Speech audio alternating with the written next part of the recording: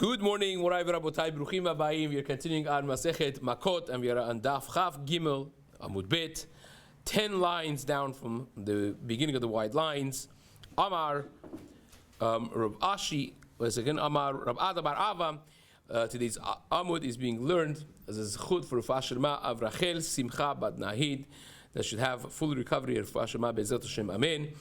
This month's learning of the community has been dedicated graciously by the Shea family, the Dayan family, Cohen families. It should be an ultimate zchut for all their mishpachot, Be'ezrat Hashem. Amen. So says the Gemara, Amar Rav Ada Bar Ava, Amar Rav, Halachak Rab Chanina ben Gamliel. We learned in our Mishnah, and subsequently in the Gemara, a machloket of Chachamim and Rab Chanina ben Gamliel. What did Rab Chanina ben Gamliel say? He said that a person that's chayav karet, if he gets lashes in the bedin, he will be patur from karet. Karet goes away by the means of him getting malkut in the bedin. Now, Chachamim disagree with Rab Chanina ben Gamliel. They say no, you could get karet, and despite that, you get malkut, and still the karet stands. And the Gemara there here says, Amar Rav Ada Bar Ava, Amar Rav, Halacha Rab Chananya ben Gamliel. Halacha is like Rab Chananya ben Gamliel, that if you get lashes, you're now patur from karet. Now this is actually very important if you know a little bit Sephardi history, because all the anusim from the Spanish Inquisition, people who stayed for a while, and then afterwards they little by little trickled out and escaped. They came, a lot of them in Turkey. Maran Shulchan Aruch was one of the families of the Anusim, the beginning of the Spanish Inquisition. They came out. He was 4 years old. My wife is a direct descent of people who came from the Spanish Inquisition, and a lot to be spoken about them. But one of the things that they felt they had was because in the course of their escape, they sometimes had to pretend that they are not Jewish, and they did things that may have been a chiyuv karet. They wanted to amend that issue, and they said, the Gemara says, Halachak Rab Chananya ben Gamliel, so we are going to get lashes. How are you going to get lashes? Lashes, you need a bedin of smuchim. A bedin that has been generation after generation getting a proper smicha, not one of the online courses nowadays, but it has to be a proper smicha. So this actually initiated the old-time famous or infamous to some extent, because it became a very bitter machloket to some extent, of Mari Berav and Marad Bach and so on in Eretz Yisrael, that based on a Rambam, they wanted to be mehadesh ha-smicha. They wanted to renew the smicha, and this became kama kulmusim nishtabru. So many pieces of literature was written about this, whether or not the Rambam is actually saying that. Is the halacha like Rambam? The basic argument was that if all of Chachmei Yisrael get together and the subtotal of Chachmei Yisrael agree to give smicha, that has the weight of a smicha that was from the time of Moshe Rabbeinu, even though that it was a broken chain, not directly from Moshe Rabbeinu. And they actually did this. They gave smicha to Mari Berav, who subsequently gave smicha to Maran, to Al Sheikh, and so on and so forth.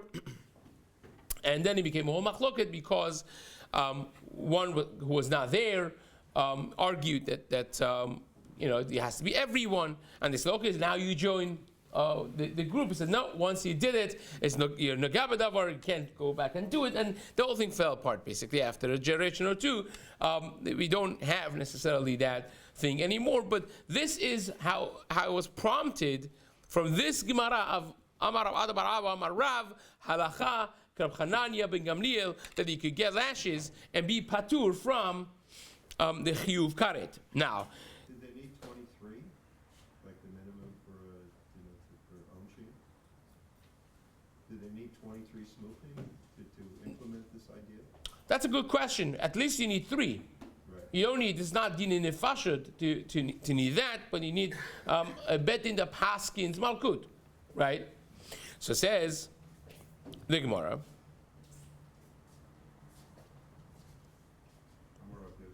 Right.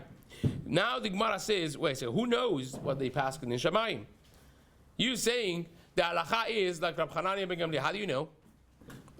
In order to know the halacha is like Rab Chananya ben Gamliel, you need to know what happens in Shamayim. The Shamayim says, okay, no karet, right? So who went up there to know? Says the Gemara, Amar Rav Yosef, Man salik le'ela, who went up to Shamayim, ve'atan came back afterwards, ve'amar, and he said that the halacha is like Rab Chananya ben Gamliel. Abaye says to Rabbi Yosef, wait a second, this is not the only case. Why did you wake up now? We already have a member from Rabbi Shlomo ben Levi that would require the same exact knowledge. There are 3 things that Bedin Shel Mata did, and the Bedin Shel Mala agreed with them. How do you know that the Bedin Shel Mala agreed with them? Did anyone go up there and come back down?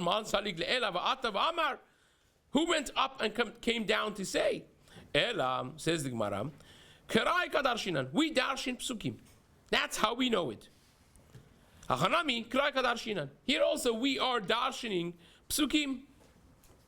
Now, what are these 3? Gufa, the Gemara says, let's actually review this. This is a good place to go on a tangent to discuss these 3 important things. Amar Rabbi Shlomo ben Levi, shelosha dvarim asu bedin shel mata v'hiskimu bedin shel mata mala al yadam. The 3 things that bedin shel mata paskin and Hashem agreed with them in bedin shel mala. Eluhen, these are there. Mikra Megillah.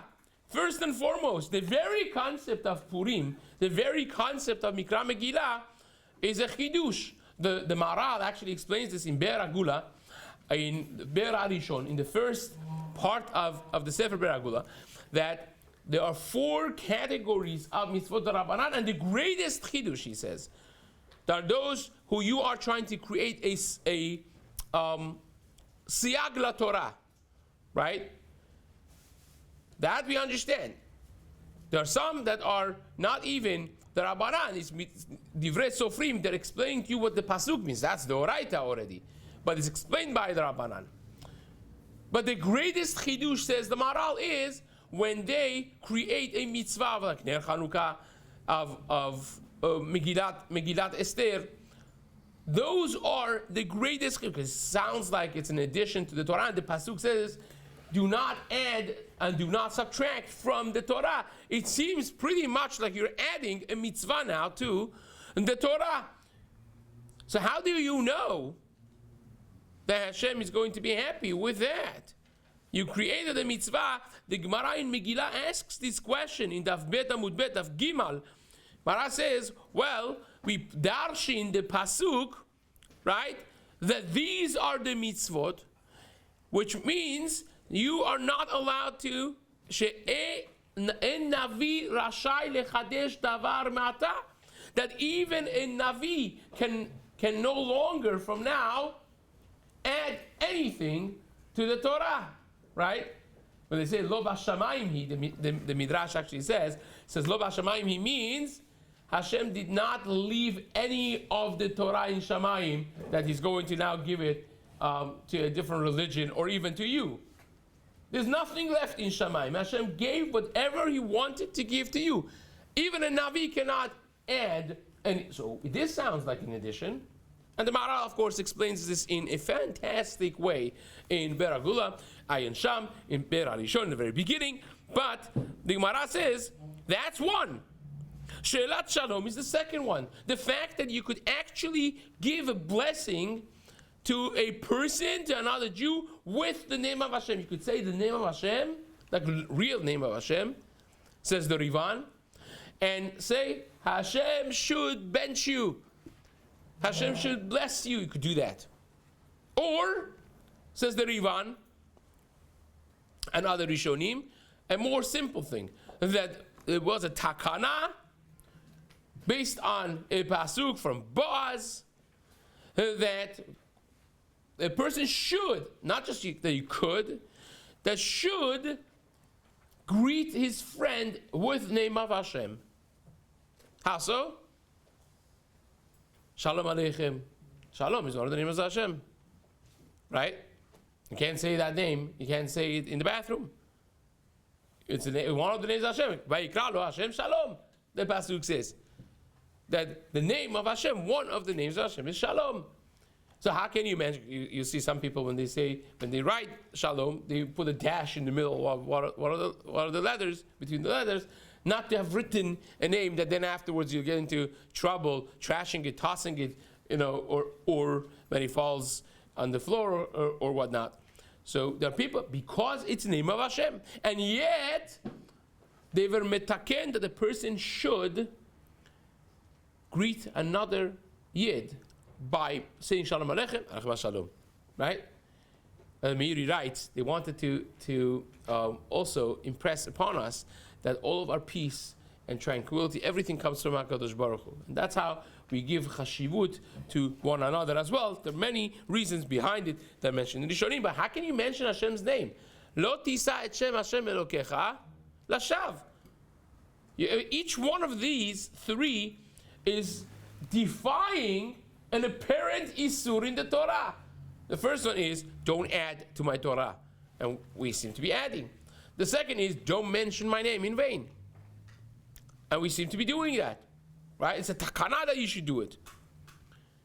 And says the Gemara, the third one is, Havaat Maaser, the bringing of Maaser. What does that mean? Not that you have to give Maaser, but rather a reference to two different points of history that happened, one in Bayit Rishon and one in Bayit Sheni. What happened? In Bayit Sheni is more obvious. In Bayit Sheni, when Ezra Sofer went up, when King Koresh supported the building of the Beit HaMikdash, and they went, Ezra and Nehemiah, from Bavel, from the Babylonian Galut, exile to Eretz Yisrael, and they encouraged everyone to come with them. It says, on the way to Eretz Yisrael, he looked around and he saw how many Leviim were there? Zilch, which in Farsi means nothing, right? Nothing. Shevet Levi didn't come. And he knassed them. He fined them that no longer, some parts were doing Avodah Zarah even, that they're not going to get Maaser anymore. No Maaser. The Torah says you have to give Maaser to Levi. No. You bring it to the Beit HaMikdash, we divide it to the Kohanim. So the way it really historically happened was, based on the Rishonim, that in the beginning, they gave the entirety of the Maaser to Shevet Levi, of course, but to Kohanim. And then later generations, when things became a little better, Leviim came, still the Knas was there, but they didn't do it fully. They divided it 50-50. 50% went to Leviim, 50% went to the Kohanim. So that's something that happened in the time of, how can you do that? The Torah says you have to give it to the Levi, right? And also, you don't get the enforcement of giving it to Kupat Tzedakah. You get to actually choose which Levi to give it to. It's called Tovat Hana'ah. You as the owner of this produce, when you give your tithes of 20% of whatever it is that you're giving, or 10% of Maaser, and then the other elements that you're giving as Matanot Keuna, all of those, you get to decide which Levi, which Kohen to give it to. And Ezra Sofer said, no, you don't get to choose. You bring it to Beit HaMikdash, we will divide it. We don't want any Levi that's Oved Avodah Zarah to be getting Maaser. We don't want to support a Levi that is doing Avodah Zarah, or a Levi that didn't come to for that matter. But this really had precedence in the time of Chizkiyahu HaMelech. Chizkiyahu HaMelech already made it that the Maaserot should be brought to the Beit HaMikdash. It was the time of Bayit Rishon already, and should be divided based on the decision of the king for who was a righteous Levi to get it, and so on, as a means of a proper support. Because again, the system of the Torah is for a perfect community, right? So sometimes you don't have a perfect community. Levi is Oved Avodah Zarah. He still gets Maaser. So they made an enactment that no, they can't do it. They don't get, you bring it to us, we divide it to the Leviim and Kohanim. Now, for another time completely, why the system of the Torah is a perfect system. Mamash, a perfect system. It's a flawless, airtight system. But again, for a community, for when things are going perfect, when things are less than perfect, then you have to, of course, amend to this. Well, how do you know you're allowed to amend?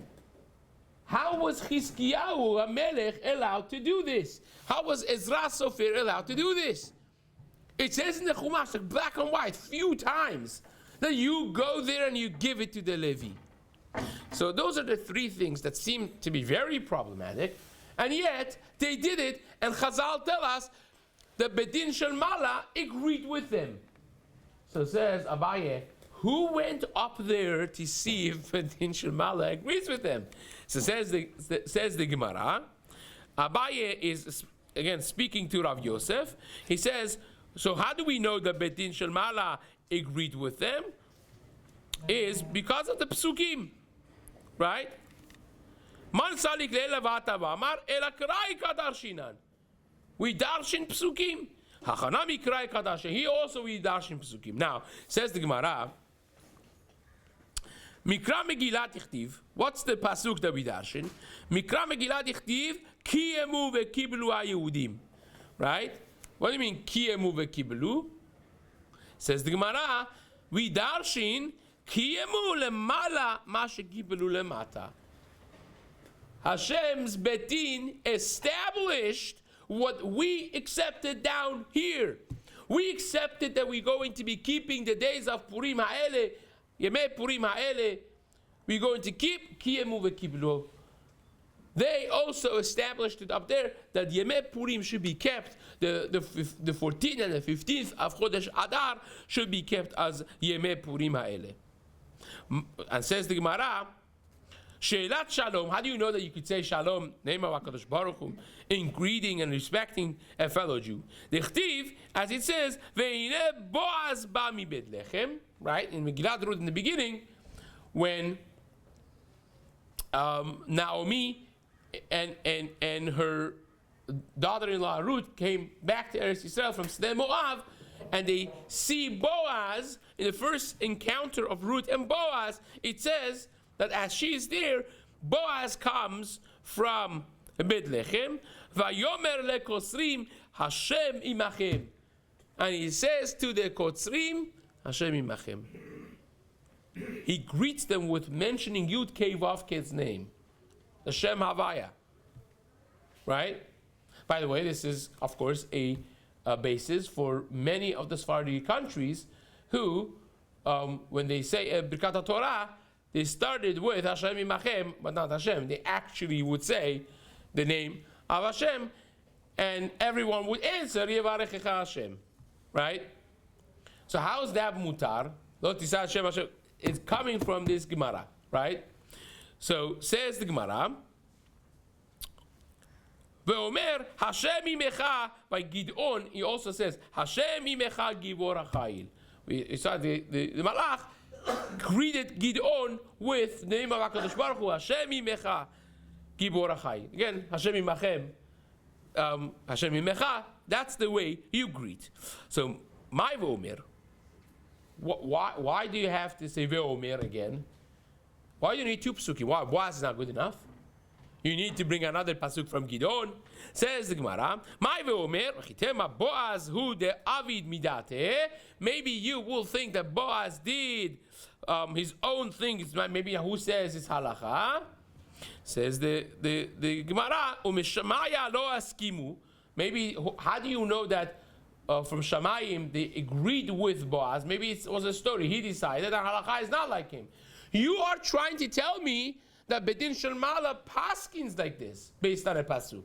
You can't bring a raya from Boaz, because maybe he held like that, and the halacha is not like Boaz, or it's not the first time, right? So says the Gemara, therefore, Tashma v'omer Hashem mecha givor ha'chayil. We have another pasuk That is what the Malach says, actually. That's you're talking about Bedin Shel Mala. The Malach says, Hashem imecha kibor hechayil, and therefore we know that you could do that. Well, the third and final one says the Gemara, Maaser. How do you know, Havad Maaser, that you could decide that they no longer are going to directly give it to the Levi, they got to bring it to you, and you are going to disperse and divide the Maaser to the Leviim, and also take it away from them and give it to Kohanim. Meaning it's two elements of deviation over here. Says the Gemara, Dichtiv, Haviu, this is a pasuk, a very famous pasuk in Malachim, Perek Gimel, pasuk Yud. The pasuk there says, Haviu et kol ha'ma'asar el bet ha'otzar. Bring all of the ma'aser to where? Bet ha'otzar, to the Bet HaMikdash. I thought we give the ma'aser to the Leviim, but no. Haviu, and this is Malachi, it's one of the the latest of the Nevi'im, but it's in the Navi itself. Haviu et kol ha'ma'aser el bet ha'otzar.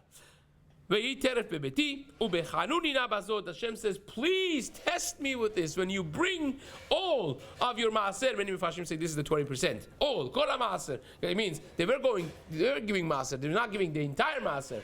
If you give the entire maaser, says the pasuk, ubechanuni nabazot. Please test me with this. Amar Hashem Tzvakot. Hashem says, Im lo eftach lachem et aruvot hashamayim. If I'm not going to open the gates of the heaven and pour down bracha for you, and I'll pour down bracha for you ad b'lidai. The Radak says ad b'lidai, or Masechet David says the same thing. Ad b'lidai means until you have no more vessels to keep it. That's what it means, right? Or that's the Radak. So David says it means ad b'lidai. It means more than you need, right? More than die. But the Gemara has a fantastic over-the-top drasha over here. Says the Gemara, what is ad b'lidai? My ad b'lidai, Amar Rami Bar Rav, ad sheyivlu siftotechem minomar dai. Ad b'li is like bali, livlot, until your mouth gets hurt from saying die, enough, we don't need anymore. I mean, that would be so much of bracha, that the bracha comes. I once said, what does that mean exactly? That's a bracha that you have to scream. That Hazal say that a person doesn't die. A person doesn't die and has half of his desires reached. Right? You have 100, you want 200. You have 200, you want 400. You have 400, you want 1600. It's an exponential thing. It's a sickness of a human being. It's like the Midrash says, brought by the Vilna Gaon in his letter to his wife, that the Olam Hazeh is like a thirsty person that is drinking salt water. What happens if you give salt water to a thirsty person? Domero shemitrave, writes the Gaon, writes the Midrash. It seems to him that as he gobbles down this water, he's going to be satiated. He becomes more thirsty. That's all that happens, right? So this is an extra fold of this bracha. Hashem says, I will pour down so much bracha for you, but it's going to be with a bracha of satisfaction. That you no longer want more. It's so amazingly satisfying. Your life is going to be so satisfying that you're going to say, Hashem, I have everything that I want. That's the greatest bracha. A bracha, Birkat Hashem hi ta'ashir. The bracha of Hashem is real osher, because osher, you have X, you want 2X, 3, 4, 5, 6X. But this will be at shevlu siftotechem. You will say, Dai Hashem, we have enough. So that's where we're holding. These are the three things. B'ezrat Hashem will continue the Gemara in the days to come. Hazaku Baruch.